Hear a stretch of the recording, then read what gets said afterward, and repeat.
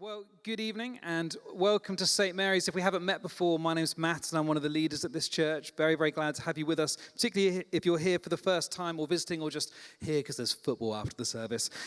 We are in a series looking at the Old Testament book of Proverbs. And Proverbs is, I suppose, a book that focuses on our relationship with the world and with the people who live in this world. And its basic message is when we live in harmony with the order found in creation and in proper relationships with each other, we are wise.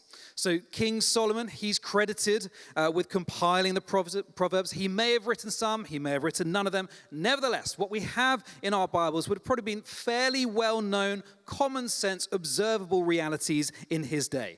Proverbs, I like to think, are basically wise sayings that are generally true. So Proverbs 15, pride comes before a fall.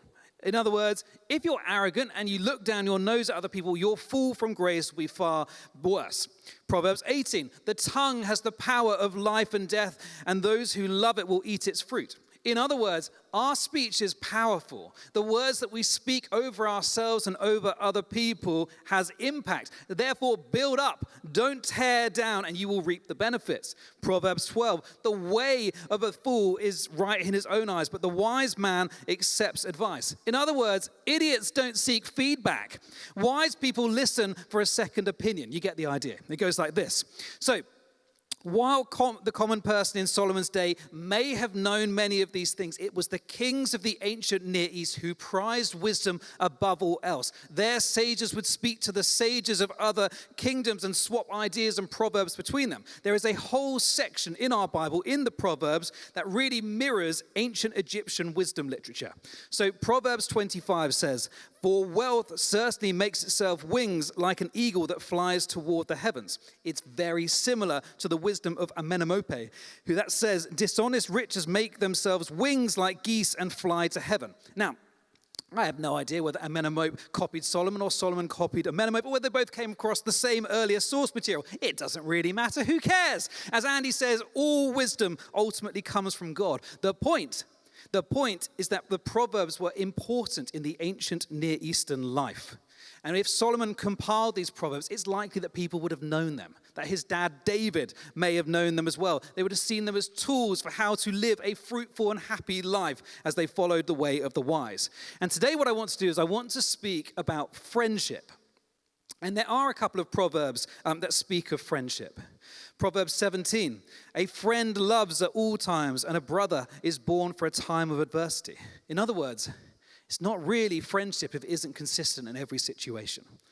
One who has unreliable friends soon comes to ruin, but there is a friend who sticks closer than a brother. In other words, show me your friends, and I will show you your future. But rather than using these specific proverbs to make my points, what I want to do is I want to talk about friendship using the story of Solomon's dad, David, and a man named Jonathan, and highlight some of the ancient wisdom that we can see from their story and see how it might apply to our modern lives. Now, before we get to David and Jonathan, we'll get to them in just a moment, I want to speak about the current state of our modern relationships and friendships just for a moment. You'll, of course, all remember the pandemic of a few years ago. Wasn't it great? Where for months on end, our ability to be with loved ones was restricted, where friendships and relationships, except for those in our bubble, were all but reserved for online. And of course, much has been said and much has been written about the impact this has had on older people and children and people living in care homes and people living alone during this time. However, in many ways, despite a return to normality, we are still experiencing some of the effects of the pandemic to this day, like a hangover of sorts. And so many young adults who were at university during the pandemic have started to describe themselves en masse as socially stunted. That having left their schools, left their sixth forms, their childhood friends, they've ended up at university and they never meet their course mates. They never meet them except for being over Zoom. No freshers week, no societies, and they left university not only having missed out on making the lifelong friendships that many university students do make, but perhaps more importantly, not actually knowing how to socialize, not knowing how to make new friendships and bonds with other people. And they have left university feeling anxious and wondering if there is something wrong with them. But it's not just Gen Z that is struggling in this time. A recent YouGov survey, this is from 2023, last year, has revealed that 1 in 5 Britons say they have become distanced from close friends due to the coronavirus pandemic. Half of Britons say they find it difficult to make new friends. A third of UK adults haven't had a meaningful conversation in the last week. And a 2021 report identified a male friendship recession, with 15% of men saying they have no close friends, up from just 3% in 1990. You can see the trajectory of those stats. More than a quarter of UK adults worry that something will happen to them and nobody would even notice. Professor Andrew Wigfield says chronic loneliness, that's the loneliness that eventually affects our mental and physical health. Chronic loneliness levels among all age groups rose during the pandemic and they never came back down again. We need some help in this area. Increasing numbers of people are feeling unhappy and nervous and anxious in social settings, and that's just the people who have managed to bring themselves to enter into the social setting. Many people just feel like they are disappearing and nobody would even notice if it happened. Relationships, particularly friendships, are vital to our mental and emotional and physical and spiritual well-being.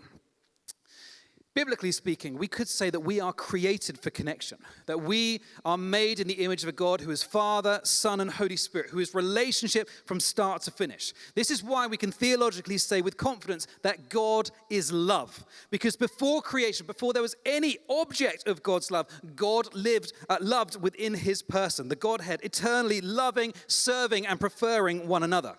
And so in Genesis chapter 1, God creates the whole world. It is good. And on completing his creative work by making humanity, he looks at everything he's made and says, this is very good.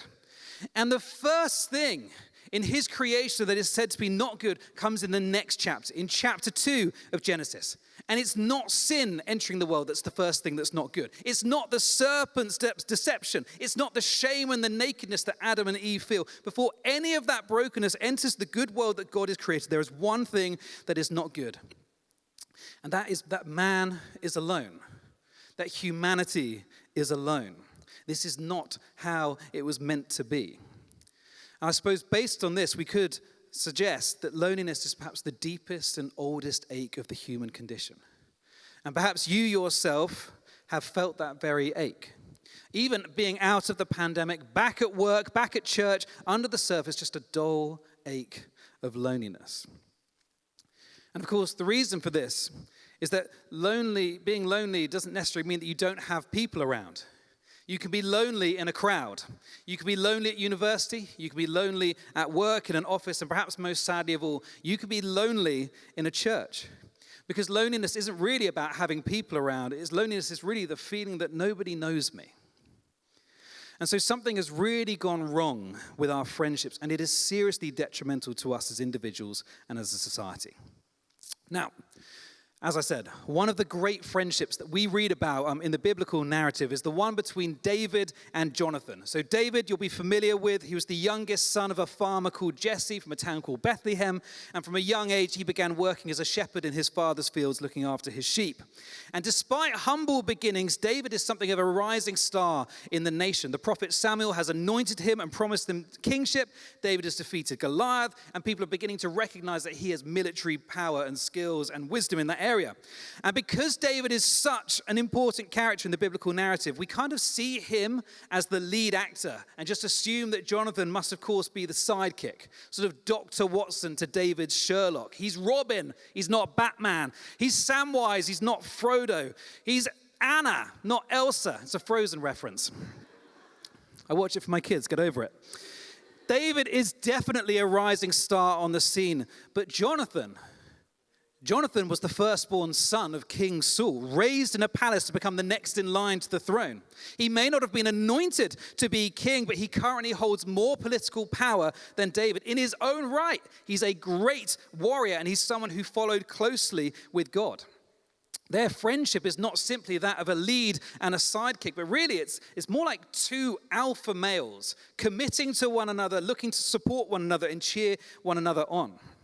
So, what ancient wisdom can we take from Jonathan and David's friendship that might help us in the crisis of friendship that we experience today? Let's begin by looking at 1 Samuel chapter 18, starting in verse 1. Jonathan became one in spirit with David, and he loved him as himself. From that day, Saul kept David with him and did not let him return home to his family. And Jonathan made a covenant with David because he loved him as he loved himself. And the ESV says that Jonathan's soul was knit. The Hebrew word is kashar, the soul of David. Kashar means to bind up, to be woven, like knitted together. It could be translated as being knotted. They are knotted together. There's no undoing the steadfast connection between them. Jonathan loves David and commits himself to him, not out of weakness, not out of insecurity. He's not motivated by power or ego, because of course he's the son of the king, but really out of strength. He loves him as he loves himself. And I suppose from this we can take that one of the essential ingredients of amazing relationships and friendships is that they require commitment. That they have made a covenant between themselves and sworn friendship. They love one another and are bonded in such a way that they are like brothers. They have one where they are going to stick with one another through thick or thin, however bleak the circumstances may go. And later in the story, we read this. So Jonathan said to David, "Go in peace, for we have sworn friendship with each other in the name of the Lord, saying, 'The Lord is witness between you and me and between your descendants and my descendants forever.'" Not only is there commitment between them, but God is at the heart of their friendship. Now, we cannot do this with every single person that we meet. Jonathan could only do this with David. And really, this is the thing about commitment. It's like making the commitments the easy bit. The hard bit is keeping and maintaining the commitment that you have made to someone else. It's the complete opposite of having friends on Facebook who you fall out with and you just delete them. Like if you can delete a friend on Facebook, they probably aren't really a friend in the first place. But God calls us to have relationships with far more integrity than that. That when the things get tough, I'm going to stick with you and stay committed.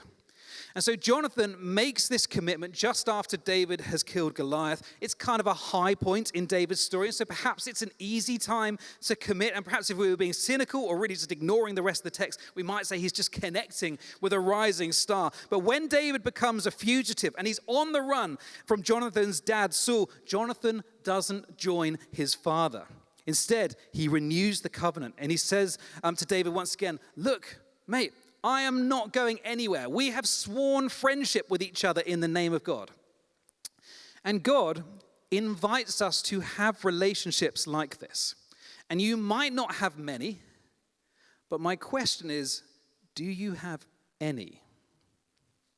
Do you have any friendships like that? He invites us to have friendships where we walk with the other and we say, "I will be by your side and I will back you up. I am here for the long haul in your times of adversity, no matter how dark things get." And one of the things about having a commitment in a relationship like this is that there's always a cost.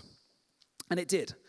Saul's anger flared up at Jonathan because he had sided with David, and his own dad threw a spear at him. Commitment can be costly. We cannot commit to everyone, but to have meaningful relationships, to have meaningful friendships, we just want to commit to a couple of people. Are there a few people who we could do it in this way towards? So great friendships necessarily involve commitment, but great friendships also include encouragement. One who loves a pure heart and speaks with grace will have the king for a friend.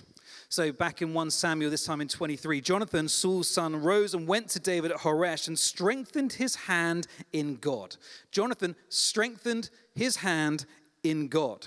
And if there is a quality that you should look for in your friends, it's one that chooses to strengthen you in God. How does Jonathan strengthen David in God? Next verse. Jonathan encourages David by reminding him of the Lord's promise. "Do not be afraid. Do not be afraid. You will not be harmed. You will be king over Israel." And so Jonathan speaks of God's promises over his friend.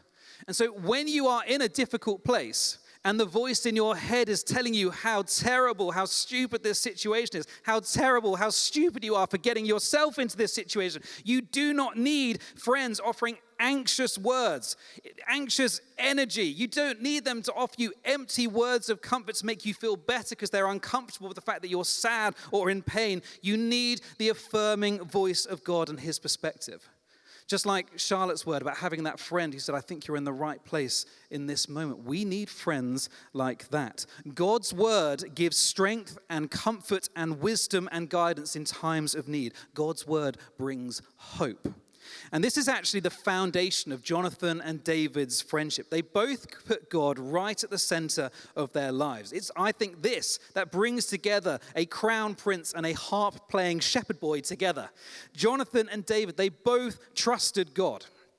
So many friendships just seem to lack depth. And I don't want to be overly simplistic. I'm sure there are lots of reasons why friendships often don't sort of go further than very shallow waters. But I wonder if friendships that just happen to be built on things that lack depth just tend to fade away. They tend to disappear. Like, is a shared interest in football, having a similar hobby, or the fact that you just, were brought up in the same area, is that enough to sustain a friendship? Now, it's not to say that any of those things aren't good or important. They're great ways to start a friendship. They're fantastic ways to start a friendship. The question is that all the friendship needs to amount to? Because it doesn't have to stay there. There can be so much more. And I think if you think about the strongest friendships, your strongest bonds with people who are not your family, I suspect you'd say that the origins, what solidified that friendship with another person, is that you went through hardship with one another. That friend demonstrated commitment when I was at my lowest point, and from that place, the friendship just was taken to a whole new place. A relationship rooted in God will produce a lifetime of stories of God's faithfulness, because you're going to share the things that are going on. You're going to contend for one another in prayer. We are invited to go deep in our relationship with God and to bring our knowledge of him, everything we know about God, into that friendship, to speak words of truth and grace and life to those who need it, to speak his encouragement and to expect that in return. So, great friendships involve commitment. They involve encouragement, but they also involve vulnerability. 1 Samuel 18. Jonathan took off the robe he was wearing, and he gave it to David along with his tunic and even his sword, his bow, and his belt. These are two alpha males who go into war with one another, into battle alongside one another. And what Jonathan is doing to David here is he's being vulnerable. For there to be a good friendship, there needs to be a degree of vulnerability. And we understandably don't like this very much at all. We have grown up and developed sort of mechanisms and barriers to keep ourselves protected from it. A few years ago, I was in the park looking after my goddaughter, and she's running around the park like an absolute lunatic. And eventually a slightly older girl comes. And they're playing next to each other, and then they make eye contact with one another. And then my goddaughter goes to the other, "Do you want to play with me?" And the other girl, without even a hesitation, goes, "Yes, I do." And then they went running off, and they're going all over the place, chasing one another, going up and down the slide. It was all very, very fun for very, very long. Now, my goddaughter at this point was only 3 years old. There's no filter. There's no experience of shame. There's no past experience of having put yourself out there and experiencing rejection. She does not have the walls that I have put up to protect myself from embarrassment and rejection. It was total freedom. It was an amazing thing to witness. And I was quite challenged by it. This is a number of years ago, before we had children. And I just became aware that, I actually am not very good at putting myself out there like this. My wife, Pip, she's much better at filling the diary and having coffees lined up and going out for dinner with friends and other things like that. And so at this point, there's just always at least one day in the week where I would just be on my own because she was out doing other things. And I felt challenged to put myself out there and just see if a couple of people wanted to go out for beers or go out for dinner or something like that. And I did it. And no one died. It was actually great. I thought it would be horrible, but it was actually great. Now, as it happens, I haven't really changed very much. I'm still the same sort of person who finds this sort of thing quite difficult. And I am enormously grateful to have far more well-rounded, emotionally mature, or courageously vulnerable friends who pursue me for dinner. Alex, Peter, Sanjay, I love you. None of us like vulnerability. None of us like putting ourselves out there to forge new friendships. It can feel daunting.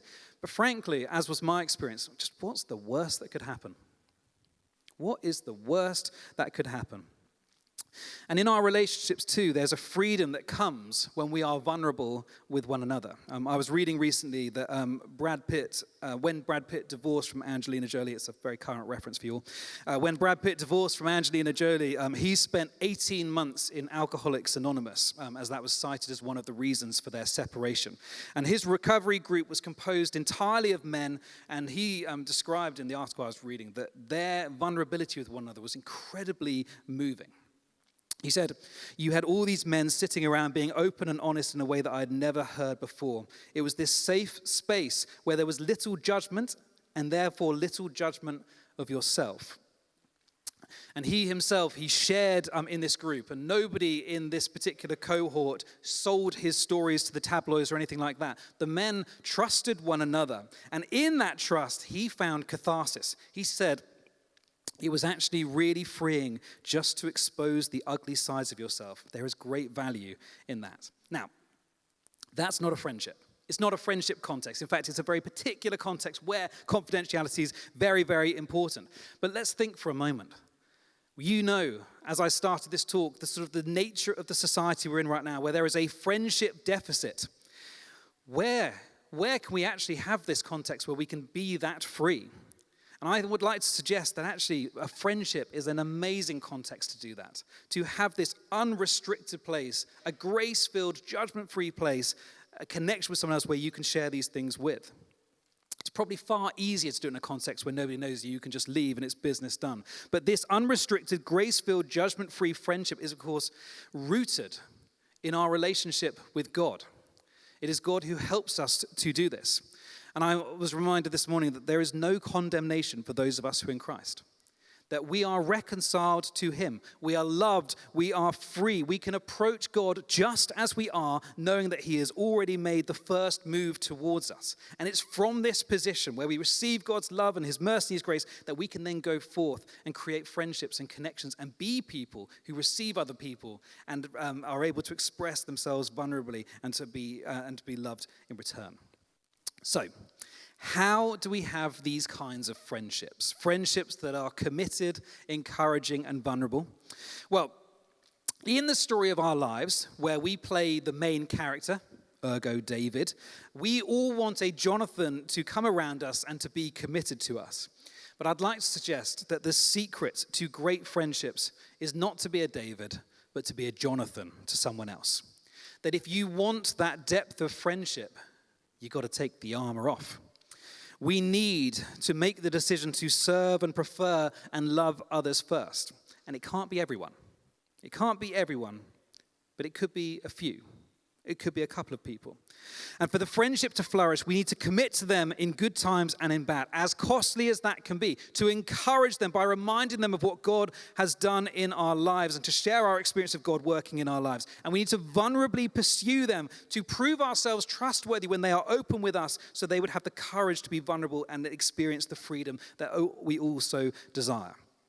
So, finally, I have a few thoughts about how we might apply this ancient wisdom into our context, into our community today. Now, as I said, those statistics that I read out at the very start of the talk, they're recent. The earliest one was from 2021, and the most recent one was from 2023, just last year. They, statistically speaking, will apply to people in this very room. The people on the aisle, sat next to you, across the aisle.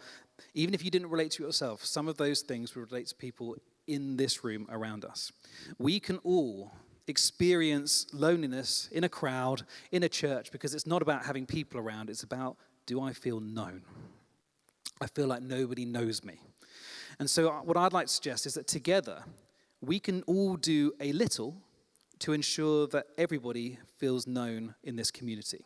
So, number one, There are natural places to speak with other people, to get to know other people, to welcome people into our lives. After this very service, just by chance this talk has landed on the same one, we're going to have food and football downstairs.